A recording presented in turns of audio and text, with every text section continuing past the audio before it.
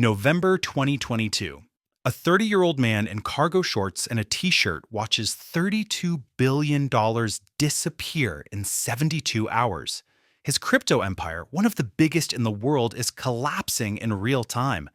Customers are frantically trying to withdraw their money. But there's a problem. The money isn't there. It never was. This is Sam Bankman-Fried, and this is the story of how he built a $32 billion house of cards and lost it all in a week. Let's rewind to 2019. Sam Bankman-Fried, everyone called him SBF, wasn't your typical crypto bro. He went to MIT, worked on Wall Street, and had this whole vibe of, I'm going to be a billionaire so I can give it all away. He called it effective altruism. Make as much money as possible, then donate it to save the world. Noble, right? That year, he founded FTX, a cryptocurrency exchange. Think of it like a stock market, but for Bitcoin, Ethereum, and thousands of other digital coins. And it just exploded.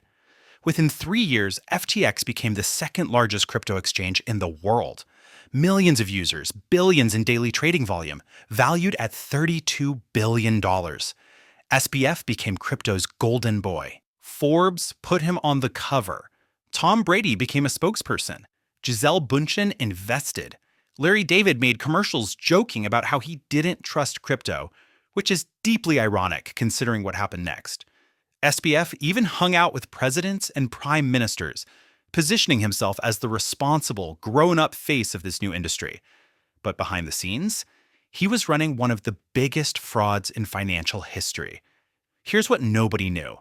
SBF had a second company called Alameda Research, a trading firm. On paper, FTX and Alameda were separate, independent companies. In reality, SBF was secretly funneling FTX customer money into Alameda to make massive risky bets. Imagine depositing money in your bank, and the bank manager secretly uses it to gamble in Vegas. That's basically what SBF did, except with billions of dollars. And for a while, it worked. Crypto prices kept going up. Alameda kept winning bets. But then the market turned. By mid-2022, crypto was crashing hard. Bitcoin dropped from $60,000 to under $20,000. And Alameda? Their huge bets were now worthless. They owed billions to lenders and desperately needed cash. So SBF did the unthinkable. He took FTX customer deposits, money that was supposed to be safely stored, and sent it to Alameda to cover their losses. The company didn't even have basic accounting. They tracked billions using Excel spreadsheets and group chats. SBF and his inner circle, including his on and off girlfriend Caroline Ellison, who ran Alameda, knew exactly what was happening, and they kept it secret. They lied to investors, customers, and regulators, all while SBF was living in a $40 million penthouse in the Bahamas. In early November 2022, the truth started leaking.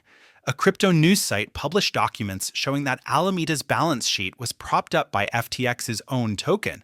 Basically, they were using monopoly money to claim they were solvent. The crypto world panicked. FTX's biggest competitor announced they were selling all their tokens. The price collapsed. Suddenly, everyone realized Alameda was broke. A bank run started. Customers rushed to withdraw their money. Within 48 hours, they tried to pull out $6 billion. FTX didn't have it. The money was gone, gambled away by Alameda, spent on penthouses and political donations. On November 11th, 2022, FTX filed for bankruptcy. $32 billion, gone in a week. When FTX collapsed, the damage was catastrophic. Over 1 million customers had their money trapped on the platform. Some had their entire life savings in FTX.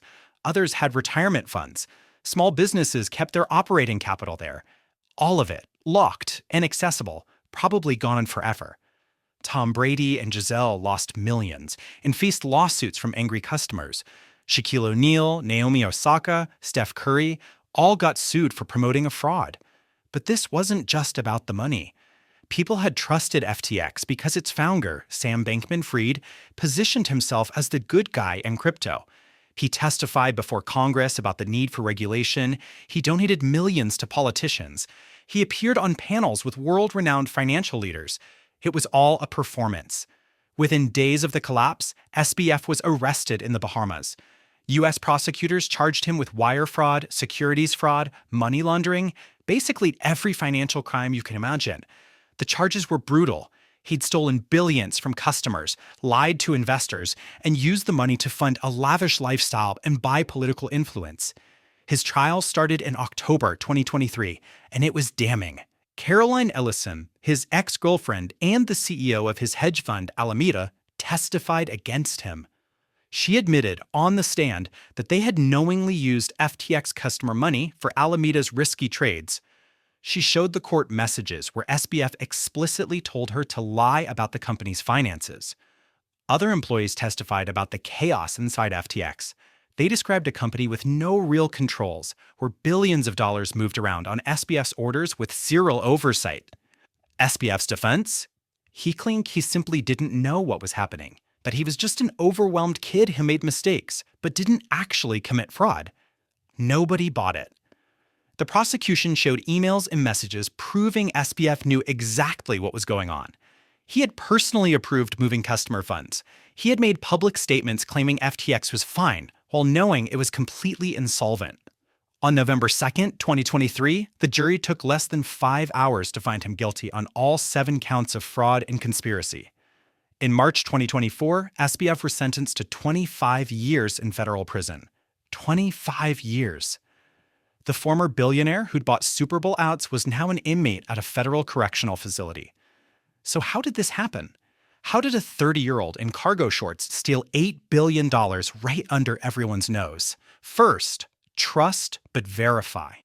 SBF built his reputation on being the responsible crypto guy, and investors trusted him without ever actually checking if FTX was legitimate. No one demanded audits until it was too late. Second, celebrity endorsements mean nothing. Tom Brady and Larry David lent credibility to FTX, but they aren't financial experts. They were paid to read scripts. Third, if it's too good to be true, it probably is. FTX offered high interest rates because they were gambling with customer money and lying about it. And the final lesson, crypto needs regulation. SBF operated in legal gray areas, which gave him room to steal billions. FTX wasn't just a crypto crash, it was a betrayal. Sam Bankman-Fried wanted to be remembered as the billionaire who saved the world. Instead, he'll be remembered as the guy who stole $8 billion and destroyed lives while wearing cargo shorts and playing League of Legends. $32 billion.